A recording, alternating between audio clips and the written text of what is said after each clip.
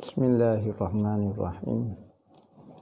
Alhamdulillahi rabbil alamin. Wassalatu wassalamu ala asyrafil anbiya'i wal mursalin sayyidina Muhammadin wa ala alihi wa sahbihi ajma'in. Qala rabbi shrah li sadri wa yassir li amri wa halul 'uqdatam min lisani yafqahu qawli. Subhanaka la ilma lana illa ma 'allamtana innaka antal alimul hakim wa la haula wa la quwwata illa billahil aliyyil azim. Nawaitu ta'allu wa ta'lim wa tazakkura wa tazkira wa nafa'a wal intifa' wal ifadah wal istifadah wal hassa 'ala tamassuki bi kitabillah wa sunnati rasulih wa du'a ilal huda wa dalalata 'alal khair ibtigha'a wajhillah wa qurbihi wa sawabihi subhanahu wa ta'ala. Allahumma inni as'aluka ilman ladunni wa mashraba safihani ya wahabu ya ghani. Qala al-muallif rahimahullahu ta'ala wa nafa'ana bihi wa bi'ulumihi fid dharain amin. Rabbi yassir wa la tu'assir wa tammim bil khair wa la haula wa la quwwata illa billahil aliyyil azim. Amma ba'du, assalamualaikum warahmatullahi wabarakatuh. Berkata Al-Imam Abu Isa Muhammad bin Sawrah At-Tirmizi dalam kitab dia Syama'il Muhammadiyah, dia sehinggalah perkataan dia hadis yang ke-301. Hadis yang ke-301. Jadi sebelum kita mula pengajian kita, alhamdulillah, segala puji bagi Allah kerana izin kepada kita untuk masuk kepada bulan puasa yang banyak sangat berkatnya. Mana katanya Nabi SAW, bulan puasa ini naumu shaimi ibadatu. Tidur orang yang puasa itu ibadat. Apa maksud ibadat? Dia tidur kerana dia letih. Letih buat taat Tuhan dengan puasa, maka dia tidur. Manusia ni biasa dia rehat ataupun tidur kerana letih. Maka letih pada bulan puasa, biasanya letih kerana puasa. Maka tidur tu ibadat. Di samping dia nak jaga puasa dia daripada tidak melakukan benda-benda yang tak molek. Maka tidur itu adalah ibadat. Tidur sahaja, ibadat. Wasuntuhu tasbihun, dan dia orang yang berpuasa itu adalah tasbih. Seolah-olah dia duk zikir subhanallah, subhanallah. Orang puasa ni tak banyak kecek, tak banyak bercakap. Apa tak banyak puasa, tak banyak kecek, tak banyak bercakap. Kerana apa? Kerana dia letih puasa ni. Apabila letih puasa, maka dia kurang bercakap. Maka dia tak bercakap dikira pahala tasbih subhanallah. Wa ibadatuhu mudha'afun, dan ibadat dia. Ibadat ni puasa dia, sembahyang dia, zikir-zikir, baca Al-Quran, sedekah, tolong orang, itu semua ibadat-ibadat itu mudha'afun. Pahala ibadat dia diganda-gandakan. Sekadar mana digandakan? 70 kali ganda. Ibadat wajib kalau dia buat pada bulan puasa dapat 70 kali ganda. Ni contohnya sembahyang Isya 4 rakaat. Tapi kalau bulan puasa bersama kali 4 lah. 4 kali 70. 70 kali 4 sama dengan berapa? 280 rakaat. Seolah-olah kita semaya 280 rakaat sembahyang Isya, fardu Isya. Tu kelebihan bulan puasa diganda ke 70 kali ganda. Manakala ibadat sunat, kita sembahyang sunat dapat pahala fardu. Tu kelebihan pada bulan puasa. Maka kerana permintaan lah daripada hadirin, orang yang melihat live ni, minta supaya hamba baca juga kitab pada bulan puasa. Maka hamba rasa ada tenaga sikit kalau waktu malam. Kalau tengah hari ni hamba tak cekak lah. Jadi malam-malam kita isikan masa waktu malam kita dengan melakukan ibadat. Dengan melakukan ibadat. Maka kita kalau boleh ulama-ulama salah dulu tengah malam pokok dia tak tidur buat ibadat. Malam tengah hari dia tidur. Kerana puasa ni jangan terganggu, memang puasa tu letih, tengah hari dia tidur. Musim-musim PKP ni pula duduk rumah ya. Tengah malam kita buat ibadat banyak. Antara tradisi ulama dulu dia koci pintu rumah dia supaya anak-anak dia pun main waktu malam. Tak ibadat tak apa, penting biasa ke bangun malam pada waktu tidur malam pada waktu bulan puasa. Dan antara ulama kata benda molek lagi ialah melakukan sembahyang sunat tarawih. Tarawih ini sunat kita perlewat ke sembahyang sunat tarawih. Bahkan dalam kitab-kitab fiqh kata antara bid'ah makruh iaitu buat cepat, bid'ah kusala panggil, bid'ah orang malas, iaitu sembahyang tarawih pada awal waktu, iaitu lagu mana? Lepas sembahyang Isya, sembahyang tarawih lalu. Afdalnya sembahyang tarawih ni pada pukul 11, pukul 12. Lewat kerana Rasulullah ajar sahabat-sahabat pun sembahyang tarawih pada waktu malam. Lewatlah maknanya. Tak apalah pada tidak sembahyang tarawih langsung, baik buat awal. Cuma ulama kata afdalnya perlewat ke sembahyang tarawih. Jadi kita masuk kepada kitab kita. Kita berharap bulan puasa ni ambonya hajaknya kita nak khatam kitab Syama'il Muhammadiyah ni. Ada dalam lebih kurang 90 hadis lagi, insya-Allah lah 30 hari tu kita baca 3-4 hadis ke 5 hadis, insya-Allah kita khatam. Syama'il Muhammadiyah berkat bulan puasa ni kita khatam ke kitab ni. Katanya pengarang rahimahullahu taala berkata Al-Imam Tirmizi pada hadis yang ke-301. Katanya dia an Ummi Salamah qalat kana Nabi sallallahu alaihi wasallam yaqta'u qira'atah wa yaqulu alhamdulillahi rabbil alamin summa yaqulu arrahmanur rahim summa yaqif wa kana yaqra'u maliki yaumiddin. Daripada Ummi Salamah berkata ia adalah Rasulullah sallallahu alaihi wasallam bacaan dia itu putus-putus. Apa maksud Rasulullah memutuskan bacaan dia putus tu? Dia berhenti di setiap wakaf dia berhenti. Contohnya Rasulullah pakai baca alhamdulillahi rabbil alamin. Berhenti. Ambil nafas. Summa ar-rahmanur rahim. Ar-rahmanir rahim. Berhenti. Lepas tu maliki yaumiddin. Berhenti pula. Jadi 7 kali berhenti surah Al-Fatihah. Ni, jadi ada riwayat Rasulullah semaya baca Fatihah 3 kali berhenti. Ada riwayat kata 7 kali berhenti. Hak ni hak paling sahih sekali, Rasulullah baca 7 kali berhenti. Ada pendapat, ada riwayat kata Rasulullah baca 1 nafas Fatihah pun ada. Maka ketiga bacaan ni pun ada riwayat dia. Ulama-ulama dulu panggil kalau berhenti 7 ni panggil bacaan sirrul ubudiyah. Baca cara ubudiyah. Kalau baca 1 nafas dia panggil sirrun nubuwah. Baca cara sirrun nubuwah, baca 1 nafas. Kelebihan dia ada masing-masing, ada riwayat belaka. Ada Rasulullah berhenti buat 3 kali berhenti ketika Fatihah. Boleh belaka bacaan dia berhenti. Jadi Rasulullah seayat berhenti.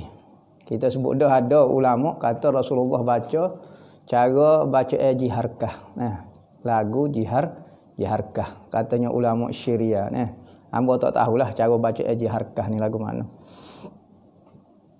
An Abdullah bin Abi Qais berkata ia sa'altu Aisyah an qiraatin Nabi sallallahu alaihi wasallam akana yusirru bil qiraah am yajharu. Qala kullu zalika qad kana yaf'alu wa qad kana rubbama asarra wa rubbama jahara.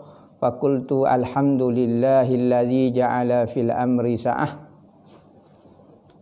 Daripada Abdullah bin Abi Qais berkata ia aku bertanya Sayyidina Aisyah mengenai bacaan Nabi sallallahu alaihi wasallam, adakah ia memperlahankan bacaan ataupun dia baca derah?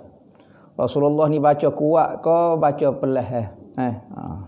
Maka berkata Sayyidina Aisyah, semua itu Rasulullah pernah buat. Rasulullah pernah baca kuat, Rasulullah pernah baca perlahan. Kadang-kadang Rasulullah baca perlahan, kadang-kadang Rasulullah baca deras. Maka katanya dia, alhamdulillah kerana Allah Ta'ala memberi keluasan, memberi kebebasan di dalam baca. Jadi Rasulullah baca deras ketika sembahyang apa dia? Maghrib, Isya, subuh Rasulullah baca kuat. Rasulullah baca perlahan ketika zuhur dengan asar. Ketika sembahyang tahajud Rasulullah baca di antara perlahan dengan kuat. Sekadar mana? Misalnya baca deras, Bismillahirrahmanirrahim. Deras. Kalau perlahan, Bismillahirrahmanirrahim. Alhamdulillah. Baca slow. Maka di antaranya Bismillahirrahmanirrahim. Alhamdulillah. Di antara deras dan antara perlahan. Ada riwayat kata Rasulullah baca tergelar timbul. Deras kadang-kadang, perlahan kadang-kadang. Lagu ni cara baca. Bismillahirrahmanirrahim. Alhamdulillahirabbil alamin arrahmanirrahim maliki yaum iyyaka na'budu wa iyyaka nasta'in siratal mustaqim. Deras timbul tergelar timbul dengan gitu. Boleh berlaku nak baca mana-mana ketika maya tahajud ke apa dia. Hak penting bacaan kita tidak mengganggu orang tidur. Kalau kita bangun tahajud jangan baca sehingga mengganggu orang tidur. Sekalipun kita baca Al-Quran, dia tu duduk tidur, tapi Islam aja ibadat kita jangan sampai peringkat mengganggu orang.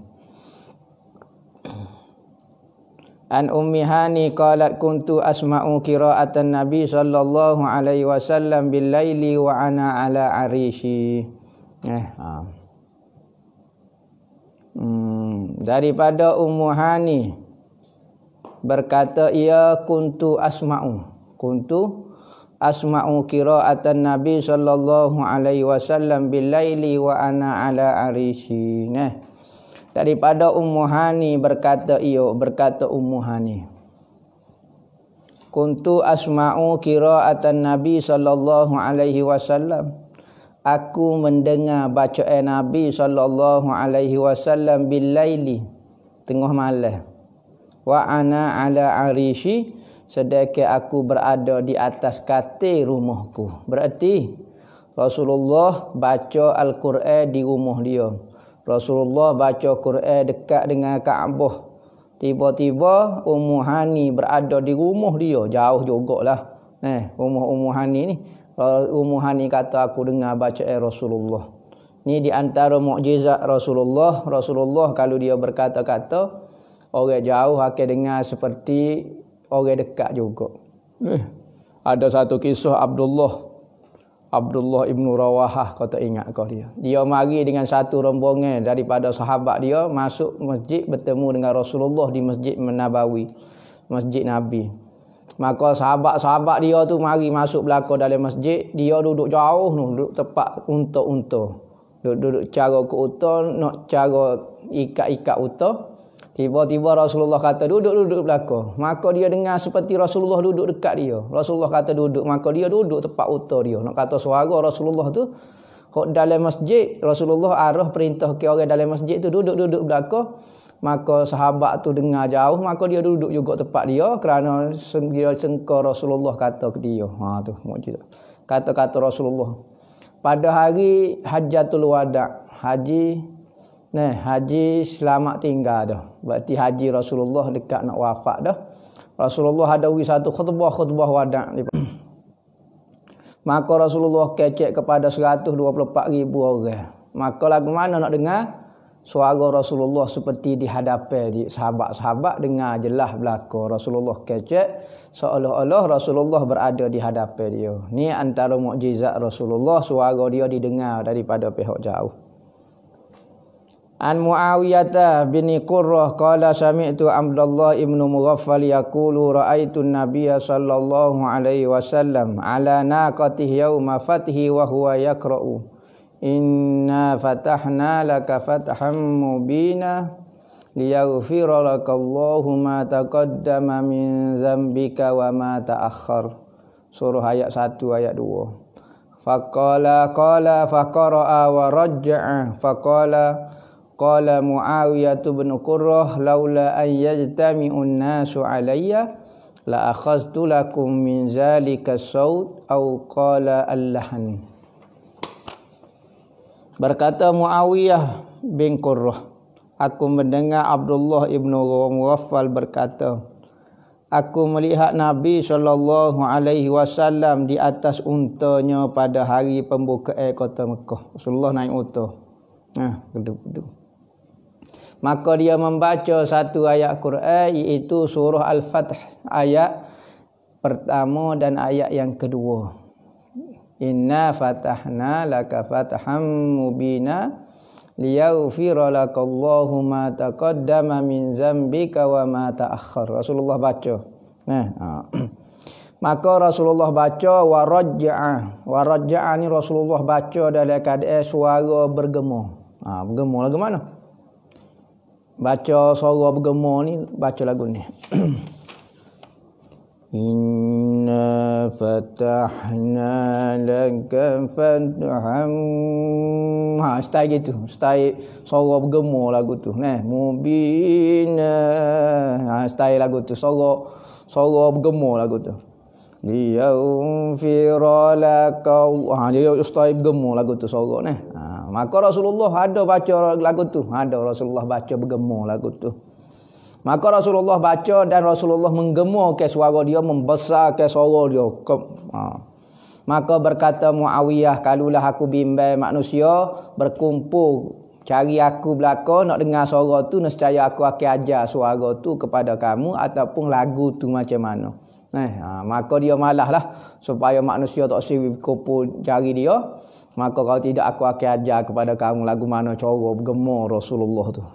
Gema Rasulullah. An Qatadah qala ma ba'asallahu nabiyyan illa hasanal wajh hasanas saut wa kana nabiyyukum sallallahu alaihi wasallam hasanal wajhi hasanas saut wa kana la yurajji'. Daripada Qatadah katanya dia, tidaklah membangkit ke Allah Ta'ala seorang Nabi kecuali mukanya semua comel-comel, indah-indah belaka. Muka seorang Nabi ni comel. Kenapa perlu seorang Nabi wakil daripada Allah itu comel? Kerana gini, tabiat manusia dia akan mengikut orang yang comel, orang yang sempurna. Maka Nabi-Nabi semua perwatakan zahir dia semua comel belaka. Kerana supaya tidak ada alasan bagi umat rasa hati tak berapa nak selesa dengan utusan Allah Ta'ala. Maka semua utusan Allah itu indah belaka, comel belaka muka dia. Maka yang paling comelnya Nabi Nabi Muhammad yang paling comelnya Nabi Yusuf ni diberi separuh daripada kecantikan. Nabi Muhammad diberi kecantikan seluruhnya. Cuma kenapa Nabi Yusuf cerita kecantikan dia begitu masyhur? Kerana kecantikan Nabi Yusuf begitu Allah Ta'ala beri kecantikan sahaja kepada Nabi Yusuf, sehingga begitu indahnya cerita muka dia. Mukjizat antara mukjizat Nabi Yusuf, muka tubuh yang paling comel, muka comel, maka menjadi fitnah kepada masyarakat dia, kepada orang lelaki, orang jantan, orang tino, semua terfitnah dengan muka dia. Tu Nabi Yusuf. Nabi Muhammad diberi kecantikan seluruhnya. Kenapa Nabi Muhammad tidak jadi macam tu? Orang Tino tak jadi gila-gila kepada Nabi Muhammad. Kerana katanya ulama, Nabi Muhammad diberi kecantikan keseluruhannya dan diberi sifat haibah. Sifat haibah Rasulullah. Maka sekalipun comel Rasulullah, semua sahabat-sahabat dan orang yang rasa haibah Rasulullah, rasa segan dengan Rasulullah, jadi takut nak tengok muka Rasulullah. Sehingga ke sahabat tidak pernah bertentai mata dengan Rasulullah. Semua di hadapan Rasulullah tunduk pandangnya belaka. Tu Rasulullah dapat haibah. Katanya Sayyidina Aisyah, kalulah orang tengok Nabi Yusuf, orang belah jari, kerak jari. Sayyidina Aisyah kata, kalau tengok kecantikan Nabi Muhammad, orang akan belah hati. Hasanus saut dan suara yang indah dan sedap. Tetapi yang suara yang sedap antara hok jadi mukjizat adalah Nabi Allah Daud alaihi salam. Nabi Allah Daud alaihi salam suara dia sangat indah. Sehingga disebutkan di dalam kitab, kalau dia baca kitab Zabur, dia di tepi air, maka air itu berhenti daripada mengalir. Kalau dia baca di hadapan burung-burung yang tengah terbang, maka burung yang terbang itu akan jatuh beramai-ramai. Ramai-ramai jatuh kerana lupa untuk mengepokkan sayap dia, kerana terlalu indahnya suara Nabi Allah Daud alaihi salam. Tu dia. Di samping mukjizat dia boleh melembutkan besi, Nabi Allah Daud itu suara dia suara indah. Wa kana nabiyyukum, dan adalah nabi kamu, katanya Nabi Muhammad. Muka dia pun comel juga, hasanal wajh, dan hasanah suara dia pun indah, dan adalah ia tidak pernah menggemarkan suara. Saat ni dalam hadis saat ni kata dia baca Quran dalam keadaan menggemarkan suara. Maknanya main suara kuat kata gepor kata tu. Ni dalam hadis ni pula Rasulullah tidak menggemarkan suara pula. Bererti Rasulullah kadang-kadang baca biasa, kadang-kadang Rasulullah baca dalam keadaan bergemarkan suara. Macam orang ambil lagu gapo dia bayati ke gapo dia bayati asli tu, mula-mula muqaddimah orang nak baca tanding tilawah Quran tu baca a'udzubillahi minasyaitonir rajim. Style bergema lagu tu maka ada bergema, ada Rasulullah baca tak bergema, maka boleh berlaku nak baca manakala baca lagu pula ulama khilaf bahkan ada sebahagian mazhab kata hukum dia haram baca Al-Quran dengan maqamat, dengan suara tinggi ni, dengan suara lagu ni, lagu-lagu ni. Ada ulama kata boleh dibenarkan baca. Khilaflah ulama. Ada kata boleh, ada kata tak boleh. Amen. An Ibni Abbas qala kanat qira'atun Nabi sallallahu alaihi wasallam rubbama yasma'uha man fi hujrati wa huwa fi baiti. Katanya Abdullah Ibnu Abbas adalah bacaan Rasulullah kadang-kadang didengar oleh orang di dalam bilik dia, sedangkan Rasulullah baca di rumah dia. Sahabat-sahabat di Mekah tu duduk dalam rumah dia, dengar Rasulullah baca Quran. Ini antara mukjizat Rasulullah.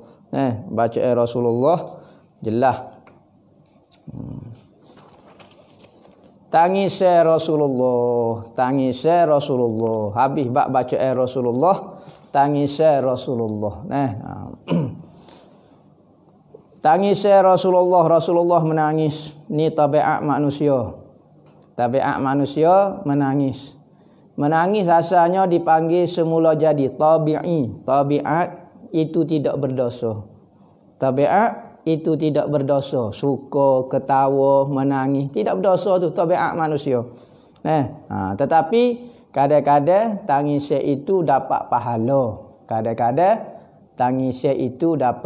pahala. Jadi Rasulullah ajar, bilakah waktu yang perlu kita menangis? Bilakah perlu yang tidak sepatutnya kita menangis? Maka ada keadaan-keadaan. Tabiat kehidupan manusia. Ketawa, gembira itu Rasulullah ajar. Bilakah perlu gembira? Bilakah perlu menangis? Apabila perbuatan dan tabiat itu kena pada keadaan dia, maka dia tidak jadi lagi tabiat, dia sudah menjadi ibadat. Jadi ibadat. An Mutarrifin wa huwa ibnu Abdullah ibnu Syikhir an abihi qala ataitu Rasulullah sallallahu alaihi wasallam wa huwa yusalli wa li jawfihi azizun ka azizil mirjal minal buka. Seorang sahabat mari datang berjumpa dengan Rasulullah. Sedangkan pada masa tu Rasulullah sedang sembahyang, Rasulullah tengah sembahyang. Maka sahabat tu mendengar di dada Rasulullah satu getaran, satu suara daripada dada Rasulullah seperti suara air yang mendidih. Bunyi glug. Kerana apa? Kerana menangisnya Rasulullah tahan perasaan menangis sehingga bergelegak dada dia. Seperti orang menangis, kalau kuat sangat dia tahap. Nah, maka suaranya seperti suara air yang mendidih. Nah, kerana tahap daripada menangis. Apa hukum menangis di dalam sembahyang? Menangis dalam sembahyang ni batal kalau mengeluarkan suara yang banyak, maka batal sembahyang. Nah, batal sembahyang. Kecuali tangisnya itu di kita kawal, tak bunyi suara. Keluar air mata tak apa. Menangis keluar air mata tak apa, jangan bunyi suara. Kalau bunyi suara tak boleh dikawal, kita kawal dak bunyi kat suara bunyi. Tak apa, dimaafkan. Nah, antara orang yang kuat menangis ketika sembahyang adalah Sayyidina Abu Bakar. Sayyidina Abu Bakar ni menangis. Apabila Rasulullah dekat nak wafat, Rasulullah tak mampu dah jadi imam. Maka disuruh Sayyidina Abu Bakar jadi imam. Maka katanya Sayyidina Aisyah, Ya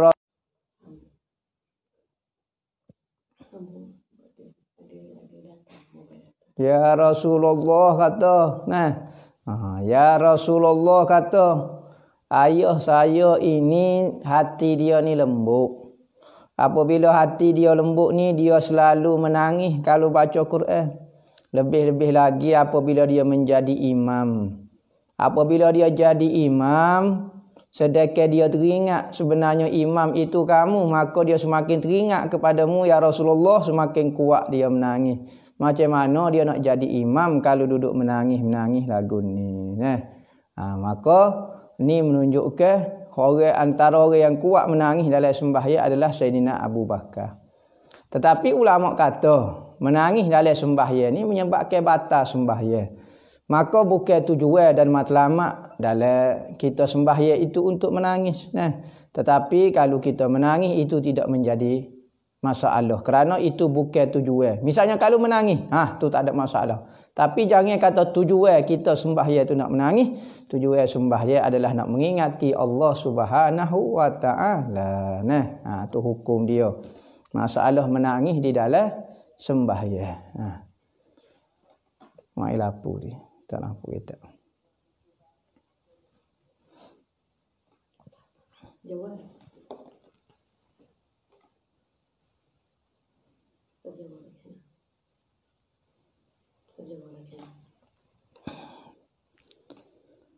An Abdullah ibn Mas'udin qala li Rasulullah sallallahu alaihi wasallam iqra alayya faqultu ya Rasulullah aqra'u alayka wa alayka unzil qala inni uhibbu an asma'u min ghairi faqara'tu suratan nisa hatta balagtu waj'na bika ala haula'i shahida qala fara'aitu aynaya Rasulillah sallallahu alaihi Ainai Rasulullah sallallahu alaihi wasallam tahmilan. Daripada Abdullah ibnu Mas'udin qala li Rasulullah sallallahu alaihi wasallam, daripada Abdullah ibnu Mas'ud berkata ia telah berkata aku kepada Abdullah ibnu Mas'ud, baca ke Al-Quran untukku. Rasulullah kata, ya ibnu Mas'ud, cutera baca Quran, aku nak dengar. Maka aku berkata, wahai Rasulullah, adakah aku nak baca Al-Quran sedekah Al-Quran ini diturunkan kepada kamu? Segar hamba ya Rasulullah, macam mana aku nak baca kepadamu? Jadi boleh kita orang hak tinggi dengan orang hak rendah, boleh, tak ada masalah apa. Maka ulama kata boleh kita ambil istifadah, boleh kita buat gapo-gapo tawasul dengan orang yang lebih rendah daripada kita. Sebagaimana Rasulullah kadang-kadang minta doa dengan sahabat dia, patut Rasulullah lah yang berdoa. Sayyidina Umar nak pergi ke Mekah. Apabila Sayyidina Umar nak pergi ke Mekah, maka Rasulullah kata, ya Umar la tansa ukhayya. Jangan kamu lupa wahai saudaraku, ya Umar, jangan kamu lupa kepadaku. Doa kepadaku, jangan lupa doa kepadaku. Maka Rasulullah minta Sayyidina Umar berdoa kepada dia pula.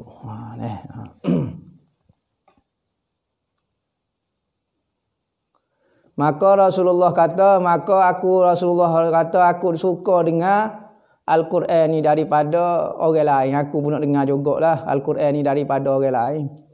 Faqara'tu, maka aku pun baca surah Nisa sehinggalah sampai kepada ayat Quran. wajibna bika ala haula'i syahida. Maka kami bawa data denganmu ya Muhammad atas mereka itu sebagai saksi. Maka aku tengok muka Rasulullah pada dengar ayat Quran itu menangis. Rasulullah menangis. Kerana apa? Kerana sukanya Rasulullah, kerana terharunya Rasulullah dengan ayat Quran itu, iaitu Allah Ta'ala akan buat Rasulullah sebagai saksinya. Kerana apa? Kerana Nabi-Nabi sebelum daripada Nabi Muhammad akan Allah Ta'ala tanya sorang-sorang. Maka apabila Nabi-Nabi itu ditanya oleh Allah, maka Allah Ta'ala tanya, siapa dia kau saksimu yang menyatakan kamu sudah menyampaikan ajaran kamu? Maka katanya Nabi-Nabi kata saksi dia adalah umat Nabi Muhammad. Cuba tanya umat Nabi Muhammad. Maka kita semua ni akan ditanya oleh Allah, betul ke tak Nabi Ibrahim, Nabi Musa, Nabi Isa menyampaikan seruan dia, menyampaikan agama dia? Maka kita akan jawab, ya. Nabi-Nabi ni sudah menyampaikan agama dia, sudah menyampaikan tugas dia. Mu tahu mana? Mu bukan dia dengan umur dia. Maka katanya kita semua, Nabi kami Muhammad yang beritahu di dalam Al-Quran, yang kata Nabi-Nabi itu semua sudah menyampaikan tugas dia. Maka akhir sekali saksi yang paling akhir adalah Nabi Muhammad. Wajibna bika, dan kami bawa data ke kamu ya Muhammad ke atas mereka itu. Semua saksi-saksi, maka kamulah penyudahnya. Maka Nabi Muhammad ditanya, betul ke? Maka Nabi Muhammad kata, ya, aku jadi saksi atas umatku. Yang kata Nabi-Nabi ini telah menyampaikan tugas dia.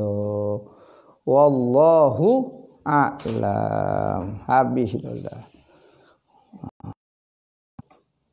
Ada soalan ke?